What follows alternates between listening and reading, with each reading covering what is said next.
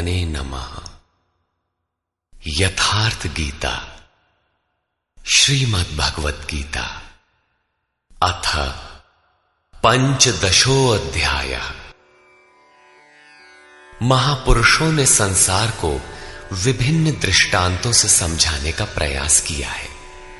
किसी ने इसी को भवाटवी कहा तो किसी ने संसार सागर कहा। अवस्था भेद से इसी को भवनदी और भवकूप भी कहा गया और कभी इसकी तुलना गोपद से की गई, अर्थात जितना इंद्रियों का आयतन है उतना ही संसार है।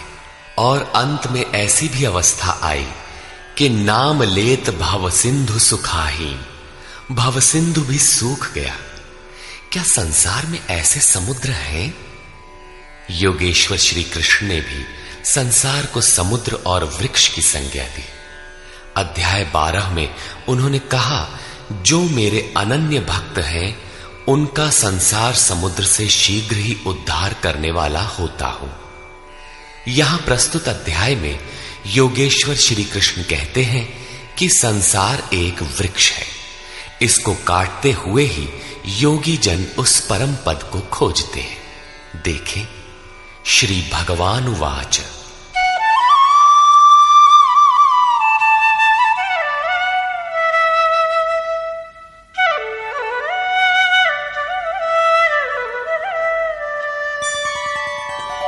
ऊर्ध्वमूलमधः शाखम् अश्वत्थं प्राहुरव्ययम् छन्दांसि यस्य पर्णानि यस्तं वेद स वेदवित्। अर्जुन, ऊर्ध्व मूलम, ऊपर को परमात्मा ही जिसका मूल है, अधः शाखम, नीचे प्रकृति ही जिसकी शाखाएं हैं, ऐसे संसार रूपी पीपल के वृक्ष को अविनाशी कहते हैं।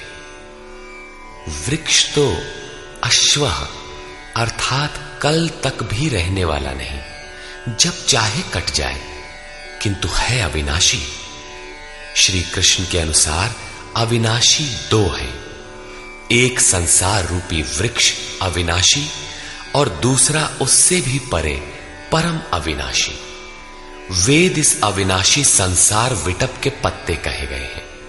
जो पुरुष इस संसार रूपी वृक्ष को अर्थात देखते हुए विदित कर लेता है वो वेद का ज्ञाता है। जिसने उस संसार वृक्ष को जाना है उसने वेद को जाना है, न कि ग्रंथ पढ़ने वाला। पुस्तक पढ़ने में तो उधर बढ़ने की प्रेरणा मात्र मिलती है, पत्तों के स्थान पर वेद की क्या आवश्यकता है। वस्तुतः पुरुष भटकते भटकते जिस अंतिम कोपल अर्थात अंतिम जन्म को लेता है, वहीं से वेद के वे छंद अर्थात जो कल्याण का सृजन करते हैं वहीं से प्रेरणा देते हैं, वहीं से उनका उपयोग है, वहीं से भटकाव समाप्त हो जाता है, वो स्वरूप की ओर घूम जाता है। तथा अधश्चोर्ध्वं प्रसृतास्तस्य शाखा गुण प्रवृद्धा विषय प्रवाला अधश्च मूलान्यनुसन्ततानि कर्मानुबन्धीनि मनुष्यलोके। उस संसार वृक्ष की तीनों गुणों के द्वारा बढ़ी हुई विषय और भोग रूप कोपलों वाली शाखाएं नीचे और ऊपर सर्वत्र फैली हुई है। नीचे की ओर कीट पतंग पर्यंत और ऊपर देव भाव से लेकर ब्रह्मा पर्यंत सर्वत्र फैली हुई है, तथा केवल मनुष्य योनि में कर्मों के अनुसार बांधने वाली है। अन्य सभी योनियां भोग भोगने के लिए है। मनुष्य योनि ही कर्मों के अनुसार बंधन तैयार करती है।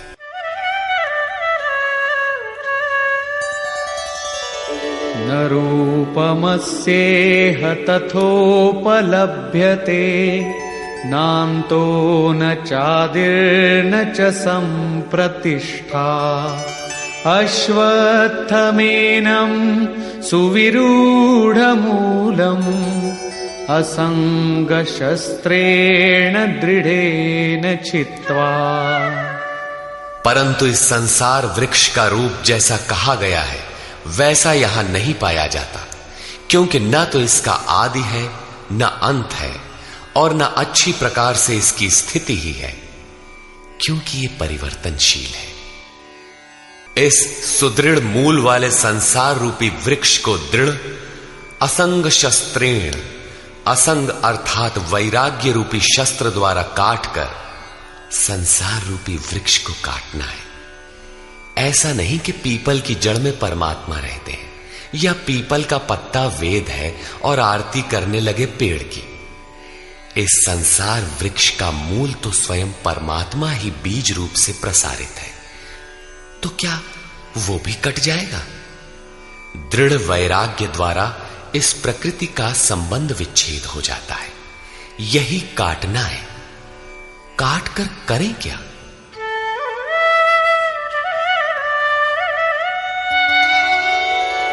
ततः पदं तत्परिमार्गितव्यम् यस्मिन् गता न निवर्तन्ति भूयः तमेव चाद्यं पुरुषं प्रपद्ये यतः प्रवृत्ति प्रसृता पुराणी। दृढ़ वैराग्य द्वारा संसार विटप को काटने के उपरांत उस परम पद परमेश्वर को अच्छी प्रकार खोजना चाहिए, जिसमें गए हुए पुरुष फिर पीछे संसार में नहीं आते, अर्थात पूर्ण निवृत्ति प्राप्त कर लेते हैं। किंतु उसकी खोज किस प्रकार संभव है? योगेश्वर कहते हैं, इसके लिए समर्पण आवश्यक है। जिस परमेश्वर से पुरातन संसार वृक्ष की प्रवृत्ति विस्तार को प्राप्त हुई है, उसी आदि पुरुष परमात्मा की मैं शरण हूं, अर्थात उनकी शरण गए बिना वृक्ष मिटेगा नहीं। अब शरण में गया हुआ वैराग्य में स्थित पुरुष कैसे समझे कि वृक्ष कट गया? उसकी पहचान क्या है? इस पर कहते हैं, निर्माण मोहाजित संग दोषा अध्यात्म नित्या विनिवृत्त कामा द्वंद्वैर्विमुक्ता सुख दुःख संज्ञैर् गच्छन्त्य मूढ़ा पदमव्ययम् तत्। उपर्युक्त प्रकार के समर्पण से जिसका मोह और मान नष्ट हो गया है, आसक्ति रूपी संग दोष जिन्होंने जीत लिया है, अध्यात्म नित्या परमात्मा के स्वरूप में जिनकी निरंतर स्थिति है, जिनकी कामनाएं विशेष रूप से निवृत्त हो गई हैं और सुख दुख के द्वंद्वों से विमुक्त हुए ज्ञानी जन उस अविनाशी परम पद को प्राप्त होते हैं। जब तक ये अवस्था नहीं आती तब तक संसार वृक्ष नहीं कटता। यहां तक वैराग्य की आवश्यकता रहती है। उस परम पद का क्या स्वरूप है जिसे पाते हैं? न तद्भासयते सूर्यो न शशांको न पावकः यद्गत्वा न निवर्तन्ते तद्धाम परमं मम। उस परम पद को न सूर्य न चंद्रमा और न अग्नि ही प्रकाशित कर पाते हैं। जिस परम पद को प्राप्त कर मनुष्य पीछे संसार में नहीं आते हैं, वही मेरा परम धाम है, अर्थात उनका पुनर्जन्म नहीं होता। इस पद की प्राप्ति में सबका समान अधिकार है। इस पर कहते हैं,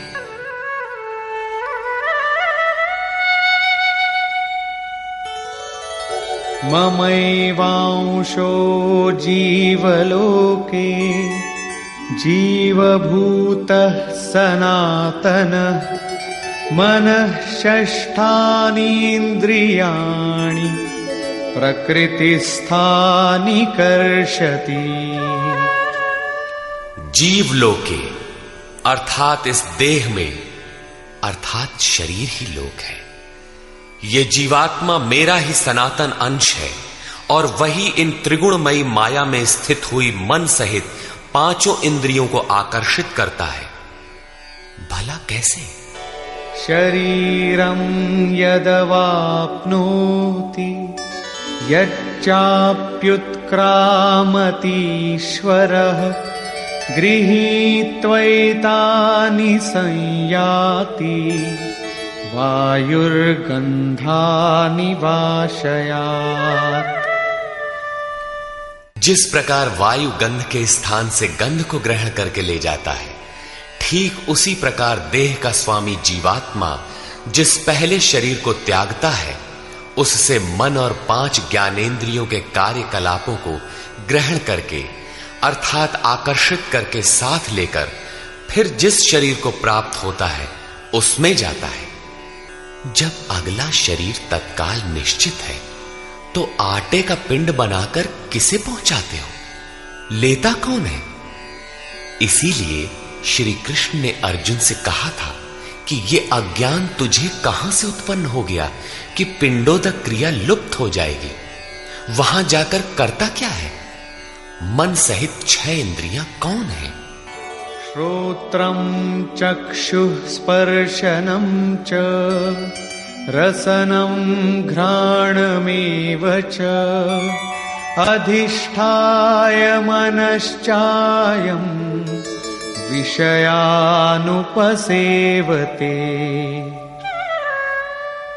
उस शरीर में स्थित होकर ये जीवात्मा कान, आंख, त्वचा, जिह्वा, नासिका और मन का आश्रय लेकर अर्थात इन सब के सहारे ही विषयों का सेवन करता है, किंतु ऐसा दिखाई नहीं पड़ता, सब उसे देख नहीं पाते।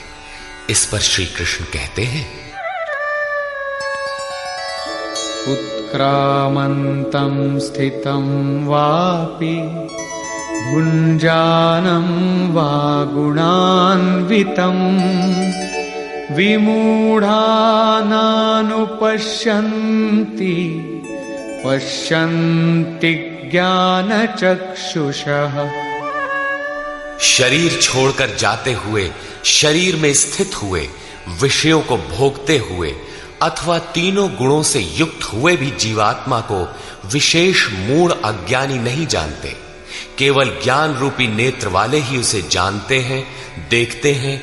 ठीक ऐसा ही है। अब वो दृष्टि कैसे मिले? आगे देखें।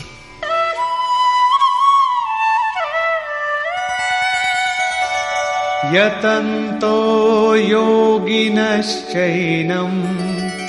पश्यन्त्यात्मन्यवस्थितं यतन्तोऽप्यकृतात्मानो नैनं पश्यन्त्यचेतसः। योगी जन अपने हृदय में चित्त को सब ओर से समेट इस आत्मा को यत्न करते हुए ही प्रत्यक्ष देखते हैं, किंतु अकृतार्थ आत्मा वाले अर्थात मलिन अंतःकरण वाले अज्ञानी जन यत्न करते हुए भी इस आत्मा को नहीं जानते, क्योंकि उनका अंतःकरण बाह्य प्रवृत्तियों में अभी बिखरा है। चित्त को सब ओर से समेटकर अंतरात्मा में यत्न करने वाले भाविक जन ही उसे पाने के योग्य होते हैं। अतः अंतःकरण से सतत सुमिरण आवश्यक है। अब उन महापुरुषों के स्वरूप में जो विभूतियां पाई जाती हैं, जो पीछे बता भी आए हैं, उन पर प्रकाश डालते हैं।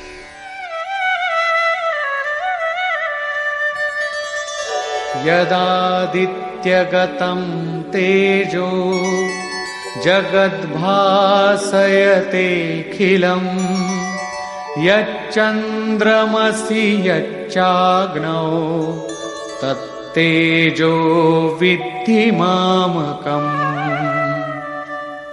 जो तेज सूर्य में स्थित हुआ संपूर्ण जगत को प्रकाशित करता है, जो तेज चंद्रमा में स्थित है और जो तेज अग्नि में है, इसे तू मेरा ही जान।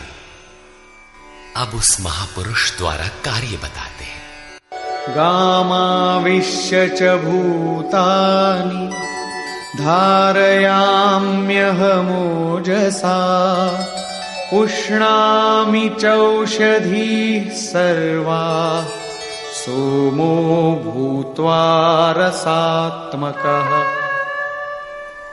मैं ही पृथ्वी में प्रवेश करके अपनी शक्ति से सब भूतों को धारण करता हूं और चंद्रमा में रस स्वरूप होकर संपूर्ण वनस्पतियों को पुष्ट करता हूं।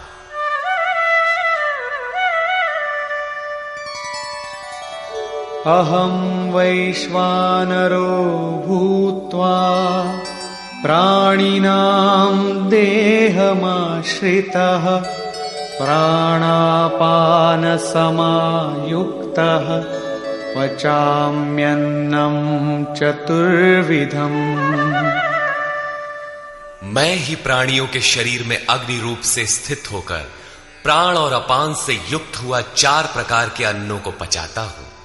अध्याय 4 में स्वयं योगेश्वर श्री कृष्ण ने इंद्रियाग्नि, संयमाग्नि, योगाग्नि, प्राण अपानाग्नि, ब्रह्माग्नि इत्यादि 13-14 अग्नियों का उल्लेख किया, जिनमें सबका परिणाम ज्ञान है। ज्ञान ही अग्नि है।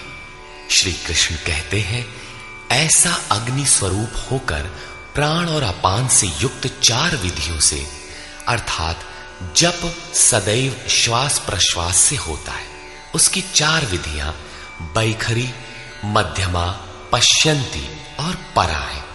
इन 4 विधियों से तैयार होने वाले अन्नों को मैं ही पचाता हूं।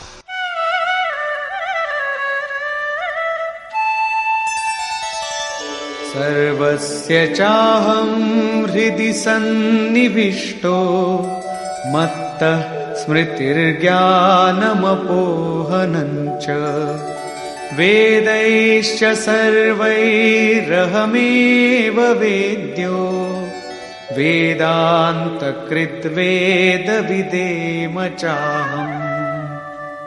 मैं ही सब प्राणियों के हृदय में अंतर्यामी रूप से स्थित हूं। मुझसे ही स्वरूप की स्मृति होती है। स्मृति के साथ ही ज्ञान अर्थात साक्षात्कार और अपोहनम अर्थात बाधाओं का शमन मुझ इष्ट से ही होता है। सब वेदों द्वारा मैं ही जानने योग्य हूं। वेदांत का कर्ता अर्थात वेदस्य अंतः सह वेदांत, वेद की अंतिम स्थिति का कर्ता मैं ही हूं और वेदविद भी मैं ही हूं अर्थात वेद का ज्ञाता। अध्याय के आरंभ में उन्होंने कहा था कि संसार वृक्ष है, ऊपर परमात्मा मूल और नीचे प्रकृति पर्यंत शाखाएं हैं। जो इस मूल से प्रकृति का विभाजन करके जानता है, मूल से जानता है, वो वेदविद है। यहां कहते हैं कि मैं वेदविद हूं। उसे जो जानता है, श्री कृष्ण ने अपने को उनकी तुलना में खड़ा किया कि वो वेदविद है। मैं वेदविद हूं। श्री कृष्ण भी एक तत्वज्ञ महापुरुष, योगियों के भी परम योगी थे। यहां ये प्रश्न पूरा हुआ। अब बताते हैं कि संसार में पुरुष का स्वरूप 2 प्रकार का है। द्वाविमौ पुरुषौ लोके क्षरश्चाक्षर एव च क्षरः सर्वाणि भूतानि कूटस्थोऽक्षर उच्यते। अर्जुन, इस संसार में क्षर, क्षय होने वाले, परिवर्तनशील और अक्षर, अक्षय, अपरिवर्तनशील, ऐसे 2 प्रकार के पुरुष हैं। उनमें संपूर्ण भूत प्राणियों के शरीर तो नाशवान है, क्षर पुरुष हैं, और ये कूटस्थ पुरुष अविनाशी कहा जाता है। साधन के द्वारा मन सहित इंद्रियों का निरोध अर्थात जिसकी इंद्रिय समूह कूटस्थ है, वही अक्षर कहलाता है। किंतु यह भी पुरुष की अवस्था विशेष ही है। इन दोनों से भी परे एक अन्य पुरुष भी है।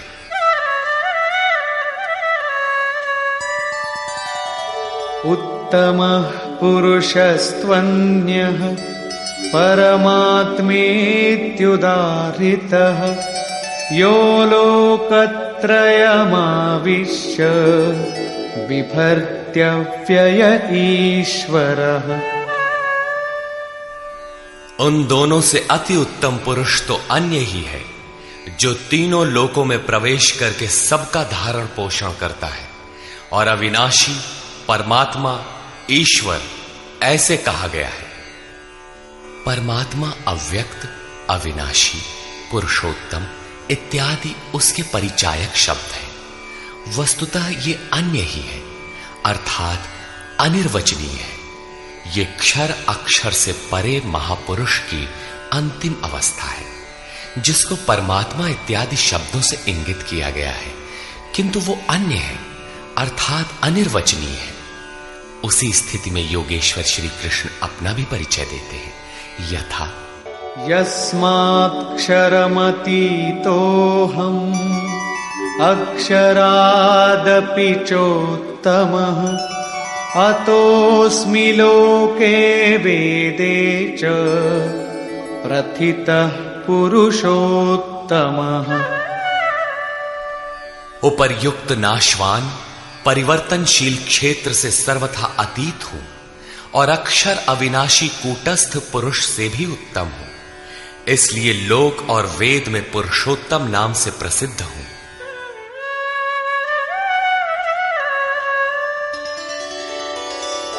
यो मामेवमसम्मूढो जानाति पुरुषोत्तमम् स सर्वविद् भजति माम् सर्वभावेन भारत। हे भारत, जैसा कि ऊपर कहा गया है कि इस प्रकार जो ज्ञानी पुरुष मुझ पुरुषोत्तम को साक्षात जानता है, वो सर्वज्ञ पुरुष सब प्रकार से मुझ परमात्मा को ही भजता है। वो मुझसे विलग नहीं है।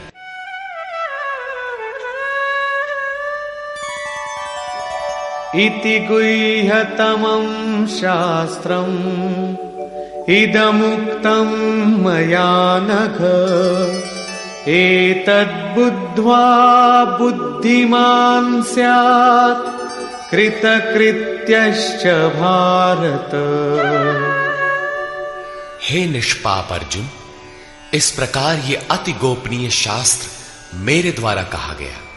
इसको तत्व से जानकर मनुष्य पूर्ण ज्ञाता और कृतार्थ हो जाता है। अतः योगेश्वर श्री कृष्ण की ये वाणी स्वयं में पूर्ण शास्त्र है। श्री कृष्ण का ये रहस्य अत्यंत गुप्त था। उन्होंने केवल अनुरागियों से बताया।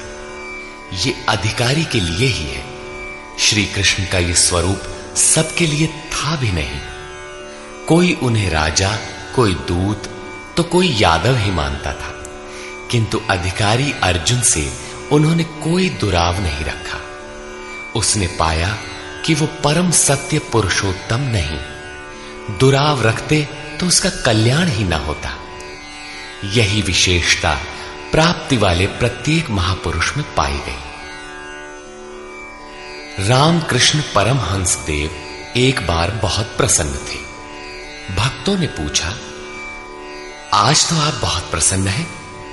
बोले, आज मैं वो परमहंस हो गया। उनके समकालीन कोई अच्छे महापुरुष परमहंस थे, उनकी ओर संकेत किया। कुछ देर बाद वो मन क्रम वचन से विरक्ति की आशा से अपने पीछे लगे साधकों से बोले, देखो, अब तुम लोग संदेह न करना, मैं वही राम हूं जो त्रेता में हुए थे, वही कृष्ण हूं जो द्वापर में हुए थे। मैं उन्हीं की पवित्र आत्मा हूं, वही स्वरूप हूं। यदि पाना है तो मुझे देखो। ठीक इसी प्रकार पूज्य गुरु महाराज भी सबके सामने कहा करते थे, हो, हम भगवान के दूत हैं। जे सचहू का संत है वो भगवान का दूत है। हमारे द्वारा ही उनका संदेशा मिलता है। पूज्य महाराज जी सबसे तो इतना ही कहते थे, न किसी विचार का खंडन न मंडन, किंतु जो विरक्ति में पीछे लगे थे उनसे कहते थे, केवल मेरे स्वरूप को देखो। यदि तुम्हें उस परम तत्व की चाह है तो मुझे देखो, संदेह मत करो। बहुतों ने संदेह किया तो उनको अनुभव में दिखाकर उन बाह्य विचारों से हटाकर अपने स्वरूप में लगाया। वे अद्यावधि महापुरुष के रूप में अवस्थित हैं। इसी प्रकार श्री कृष्ण की अपनी स्थिति गोपनीय तो थी, किंतु अपने अनन्य भक्त पूर्ण अधिकारी अनुरागी अर्जुन के प्रति उन्होंने उसे प्रकाशित किया। हर भक्त के लिए संभव है, महापुरुष लाखों को उस रास्ते पर चला देते हैं। निष्कर्ष, इस अध्याय के आरंभ में योगेश्वर श्री कृष्ण ने बताया कि संसार एक वृक्ष है, पीपल जैसा वृक्ष है। पीपल एक उदाहरण मात्र है। ऊपर इसका मूल परमात्मा और नीचे प्रकृति पर्यंत इसकी शाखाएं प्रशाखाएं हैं। जो इस वृक्ष को मूल सहित विदित कर लेता है वह वेदों का ज्ञाता है। इस संसार वृक्ष की शाखाएं ऊपर और नीचे सर्वत्र व्याप्त हैं और मूलानि, उसकी जड़ों का जाल भी ऊपर और नीचे सर्वत्र व्याप्त है, क्योंकि वह मूल ईश्वर है और वही बीज रूप से प्रत्येक जीव हृदय में निवास करता है। योगेश्वर श्री कृष्ण के अनुसार संसार वृक्ष है जिसका मूल सर्वत्र है और शाखाएं सर्वत्र हैं। कर्मानुबंधीनि मनुष्य लोके, कर्मों के अनुसार केवल मनुष्य योनि में बंधन तैयार करता है, बांधता है। अन्य योनियां तो इन्हीं कर्मों के अनुसार भोग भोगती हैं। अतः दृढ़ वैराग्य रूपी शस्त्र द्वारा इस संसार रूपी पीपल के वृक्ष को तू काट और उस परम पद को ढूंढ जिसमें गए हुए महर्षि पुनर्जन्म को प्राप्त नहीं होते। कैसे जाना जाए कि संसार वृक्ष कट गया? योगेश्वर कहते हैं कि जो मान और मोह से सर्वथा रहित है, जिसने संग दोष जीत लिया है, जिसकी कामनाएं निवृत्त हो गई हैं और जो द्वंद्व से मुक्त है, वह पुरुष उस परम तत्व को प्राप्त होता है। उस परम पद को न सूर्य, न चंद्रमा और न अग्नि ही प्रकाशित कर पाते हैं। वह स्वयं प्रकाश रूप है, जिसमें गए हुए पीछे लौटकर नहीं आते। वह मेरा परम धाम है, जिसे पाने का अधिकार सबको है, क्योंकि यह जीवात्मा मेरा ही शुद्ध अंश है। शरीर का त्याग करते समय जीवात्मा मन और पांचों ज्ञानेंद्रियों के कार्यकलापों को लेकर नए शरीर को धारण करता है। संस्कार सात्विक है तो सात्विक स्तर पर पहुंच जाता है, राजसी है तो मध्यम स्थान पर और तामसी रहने पर जघन्य योनियों तक पहुंच जाता है तथा इंद्रियों के अधिष्ठाता मन के माध्यम से विषयों को देखता और भोगता है। यह दिखाई नहीं पड़ता, इसे देखने की दृष्टि ज्ञान है। कुछ याद कर लेने का नाम ज्ञान नहीं है। योगी जन हृदय में चित्त को समेटकर प्रयत्न करते हुए ही उसे देख पाते हैं। अतः ज्ञान साधन गम्य है। हां, अध्ययन से उसके प्रति रुझान उत्पन्न होती है। संशय युक्त अकृतात्मा लोग प्रयत्न करते हुए भी उसे देख नहीं पाते। यहां प्राप्ति वाले स्थान का चित्रण है। अतः उस अवस्था की विभूतियों का प्रवाह स्वाभाविक है। उन पर प्रकाश डालते हुए योगेश्वर श्री कृष्ण कहते हैं कि सूर्य और चंद्रमा में मैं ही प्रकाश हूं, अग्नि में मैं ही तेज हूं, मैं ही प्रचंड अग्नि रूप से 4 विधियों से परिपक्व होने वाले अन्न को पचाता हूं। श्री कृष्ण के शब्दों में अन्न एकमात्र ब्रह्म है। अन्नम ब्रह्मेति व्यजानात्, जिसे प्राप्त कर यह आत्मा तृप्त हो जाती है।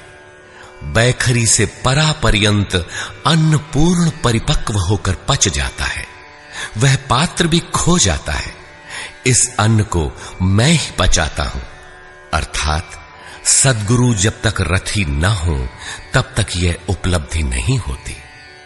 इस पर बल देते हुए योगेश्वर श्री कृष्ण पुनः कहते हैं कि संपूर्ण प्राणियों के अंतर्देश में स्थित होकर मैं ही स्मृति दिलाता हूं। जो स्वरूप विस्मृत था उसकी स्मृति दिलाता हूं। स्मृति के साथ मिलने वाला ज्ञान भी मैं ही हूं। उसमें आने वाली बाधाओं का निदान भी मुझसे होता है। मैं ही जानने योग्य हूं और विदित हो जाने के बाद जानकारी का अंत करता भी मैं ही हूं। कौन किसे जाने? मैं वेदविद हूं। अध्याय के प्रारंभ में कहा, जो संसार वृक्ष को मूल सहित जानता है वह वेदविद है, किंतु उसको काटने वाला ही जानता है। यहां कहते हैं मैं भी वेदविद हूं। उन वेदविदों में अपनी भी गणना करते हैं। अतः श्री कृष्ण भी यहां वेदविद पुरुषोत्तम है, जिसे पाने का अधिकार मानव मात्र को है। अंत में उन्होंने बताया कि लोक में 2 प्रकार के पुरुष हैं। भूतादिकों के संपूर्ण शरीर क्षर है। मन की कूटस्थ अवस्था में यही पुरुष अक्षर है, किंतु है द्वंद्वात्मक और इससे भी परे जो परमात्मा, परमेश्वर, अव्यक्त और अविनाशी कहा जाता है, वह वस्तुतः अन्य ही है। यह क्षर अक्षर से परे वाली अवस्था है। यही परम स्थिति है। इससे संगत करते हुए कहते हैं कि मैं भी क्षर अक्षर से परे वही हूं, इसलिए लोग मुझे पुरुषोत्तम कहते हैं। इस प्रकार उत्तम पुरुष को जो जानते हैं, वे ज्ञानी भक्तजन सदैव सब ओर से मुझे ही भजते हैं। उनकी जानकारी में अंतर नहीं है। अर्जुन, यह अत्यंत गोपनीय रहस्य मैंने तेरे प्रति कहा। प्राप्ति वाले महापुरुष सबके सामने नहीं कहते, किंतु अधिकारी से दुराव भी नहीं रखते। अगर दुराव करेंगे तो वह पाएगा कैसे? इस अध्याय में आत्मा की 3 स्थितियों का चित्रण क्षर, अक्षर और अति उत्तम पुरुष के रूप में स्पष्ट किया गया, जैसा इससे पहले किसी अन्य अध्याय में नहीं है। अतः ओम तत्सदिति श्रीमद्भगवद गीता सूपनिषत्सु ब्रह्म विद्यायाम योग शास्त्रे श्री कृष्ण अर्जुन संवादे पुरुषोत्तम योगो नाम 15 अध्यायः।